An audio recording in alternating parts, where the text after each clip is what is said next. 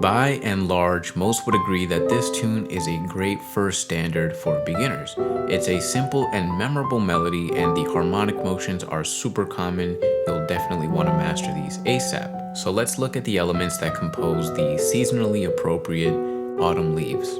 Now, the real book infamously has this song in the key of E minor, despite no notable records in that key.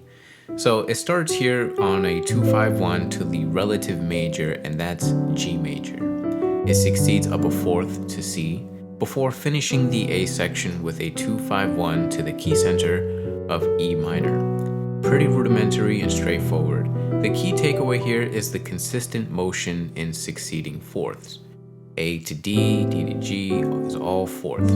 There's a break in the pattern here to F sharp minor 7 flat 5. It's an augmented fourth, but that maintains the chord progression within the key.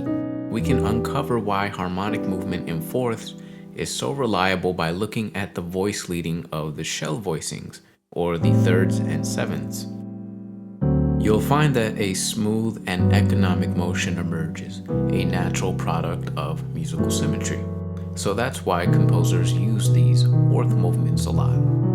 The B section begins with a reiteration of the 2-5-1 to the tonic minor, followed by a 2-5-1 again to the relative major of G. So it's basically an inverse of the A section. Moving on, the last section of the tune begins yet again with a 2-5-1 to E minor, but this time the E minor is the first in a chain of 2 5s.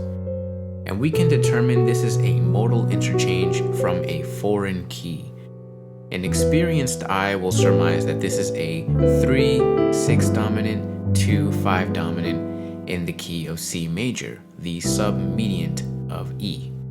One might also say that it's a modal interchange to the relative Phrygian, since we're in E Aeolian, right? Then we're moving to C major, where E is the Phrygian mode. The final G7 here, instead of moving to a C major, takes a half-step movement down to F sharp minor 7 flat 5, and a dominant resolving a half-step down is a tritone sub-resolution, right?